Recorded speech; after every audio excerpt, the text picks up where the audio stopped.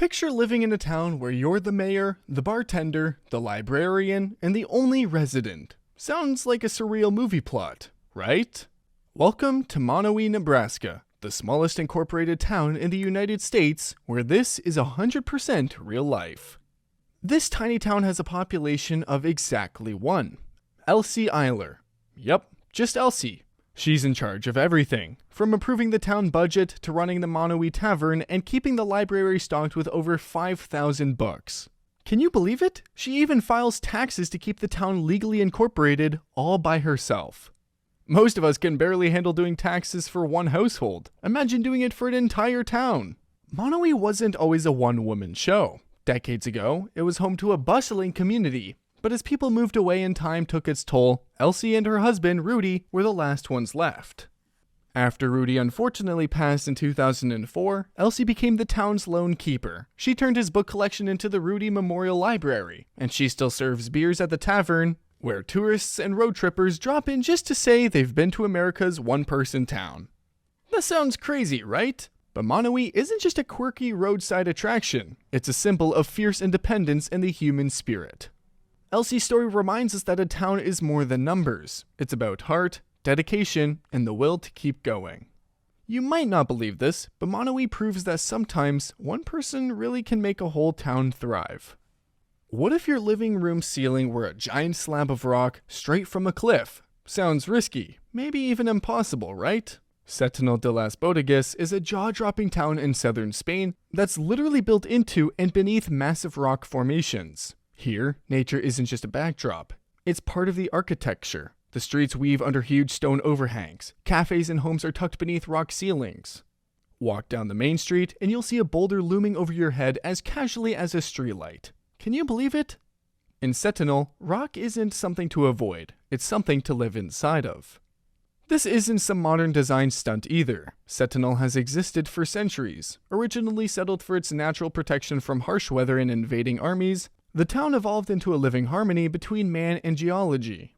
Some of the homes still rely on the stone itself to regulate indoor temperatures, cool in the scorching summer and warm in the winter. That sounds crazy, right? Even with all the tourism and modern touches, Setenil has preserved its authenticity. Locals still run tiny shops and family-owned tapas bars under those epic rocky eaves. It's not just a photo op, it's a real place where life goes on with a giant cliff for a roof. Setenil de las Bodegas proves that with a little bit of creativity, nature isn't something to conquer, it's something to live with. And in this town, humans don't just adapt to nature, they moved in. Kandovan, a 700-year-old village in Iran, looks like it was designed by nature itself and then hollowed out by hand. This ancient settlement is made up of homes sculpted directly into volcanic rock formations, giving the whole place a surreal, almost fantasy-like appearance, like a massive termite mound designed for humans. You might not believe this, but people still live there. Families go about their daily lives inside cone-shaped rock dwellings that date centuries back. But Kandovan isn't just beautiful, it's brilliantly practical. Those stone walls, they act like nature's own thermostat. The homes stay warm and cozy during brutal winters and refreshingly cool in the heat of summer. No central heating, no AC, just pure volcanic engineering. That sounds crazy, right? And while many historic sites end up as lifeless museums, Kandovan remains fully inhabited. Its population has preserved its ancient lifestyle and remarkable resilience. You'll find local markets, traditional clothing, and even hotels carved into the rock for visitors wanting a taste of cave life. Kandovan is more than just an architectural oddity. It's a living testament to how humans can thrive in extreme environments without destroying them. It's proof that sustainable design isn't a new trend, it's ancient wisdom that stood the test of time. In a world obsessed with steel and glass, Kandovan reminds us, sometimes the smartest homes are the ones carved in stone. There's a place in the mountains of Morocco where every street looks like a dream. Chefchaouen, the legendary blue pearl of Morocco, where almost every building, door, and stairway, and even flower pot is drenched in rich shades of blue. Tucked away in the Rif Mountains, this city is unlike anything you've ever seen before. As you walk through its narrow alleys, the vibrant blue walls feel almost otherworldly, like you've stepped into a painting. The tradition of painting everything blue dates back centuries, believed to have been introduced by Jewish refugees in the 15th century. Some say it represents the sky and heaven, a constant reminder of spiritual life. Others claim it's simply practical, it repels mosquitoes. But no matter the reason, the effect is magical. Chefchaouen isn't just about aesthetics though. Its blue walls have made it a global sensation, drawing photographers, travelers, and curious minds from every corner of the world. And, despite its fame, the city has managed to hold on to its charm, culture, and slow pace of life. More than just a beautiful destination, this city shows how tradition and beauty can completely define a place's identity. It's not just painted blue, it lives blue. The color runs deep in its architecture, its history, and the hearts of those who call it home. If a color could tell a story, Chefchaouen's would be painted in 1,000 shades of wonder. Rising from the desert like a mirage of clay and history, Shibam is a city that defies every expectation you might have about ancient architecture.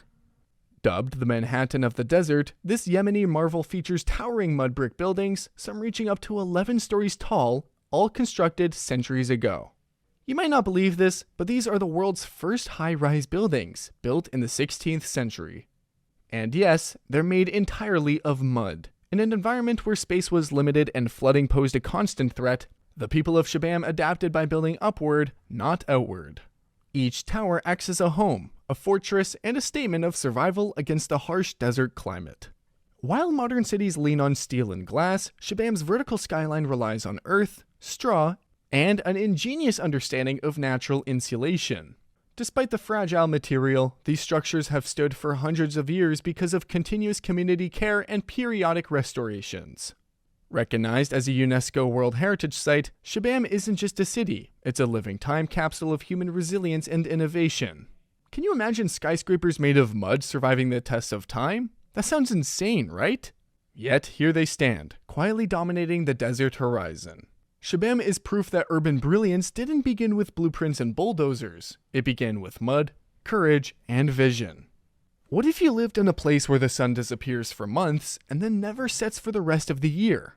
Longyearbyen, Norway, is the northernmost town on Earth with over 1,000 residents. Nestled in the Arctic archipelago of Svalbard, this remote outpost is as surreal as it gets. You might not believe this, but in this city, death is technically illegal. That's because the icy permafrost preserves bodies so well that viruses and bacteria could survive for centuries. So, if someone's terminally ill, they must be flown elsewhere. Can you believe that? This frozen town faces temperatures that dip well below freezing and yet boasts one of the safest, most tightly knit communities in the world. Crime is virtually non-existent, and residents leave their doors unlocked in case someone needs to escape a polar bear. A real risk here. Longyearbyen also experiences polar night and midnight sun, months of total darkness in the winter, followed by endless daylight in the summer. But locals adapt with special routines, cozy interiors, and a strong sense of community. Despite its harsh conditions, Longyearbyen is home to schools, a university, museums, and even a craft brewery. It's not just surviving, it's thriving. It is not just a town, it's a testament to human adaptability, proving we can build lives even in the most extreme environments on Earth. There's a village in China that looks exactly like a postcard-perfect Austrian town. But it's not what you think. Welcome to Hallstatt in China, a near-exact replica of the original Hallstatt in Austria, meticulously recreated in Guangdong province, right down to its pastel-colored lakeside homes and famous clock tower. Chinese developers visited the Austrian site in secret, took detailed notes and photos, and then built an almost carbon copy thousands of miles away. It even has its own artificial lake to mimic the alpine setting. The result is both stunning and strange. Walking through Hallstatt, China, feels like stepping into a European fairy tale, except the signage is in Mandarin and the shops sell bubble tea instead of strudel. This bizarre doppelganger sparked outrage in Austria when it was first revealed, with locals accusing the Chinese firm of cultural theft. But eventually, curiosity took over, and even the Austrian mayor visited the Chinese twin with a mix of disbelief and amusement. Hallstatt, China might be one of the boldest architectural knockoffs in modern history, but it also says something deeper about globalization, admiration, and the human urge to recreate what we love, regardless of borders. Whether you see it as flattering imitation or eerie mimicry, one thing's certain, it's one of the most unbelievable cities you never knew existed. This is the most beautiful place you will ever see, but also the most terrifying. Just a short boat ride from Venice lies Poveglia Island, a breathtaking slice of green surrounded by sparkling waters. But don't let the scenery fool you. This is one of the most haunted and horrifying places on Earth. You might not believe this, but in the 1700s, the island served as a quarantine zone for plague victims. Over 160,000 people were reportedly dumped here to die, their bodies buried or burned in massive pits. It was a death sentence masked as a public health measure. And it didn't stop there. In the 1920s, a psychiatric hospital was built on the island. According to urban legends, twisted experiments were carried out on patients, lobotomies, torture, you name it. The doctor running the asylum? Legend says he jumped from the bell tower after being haunted by his victims' ghosts.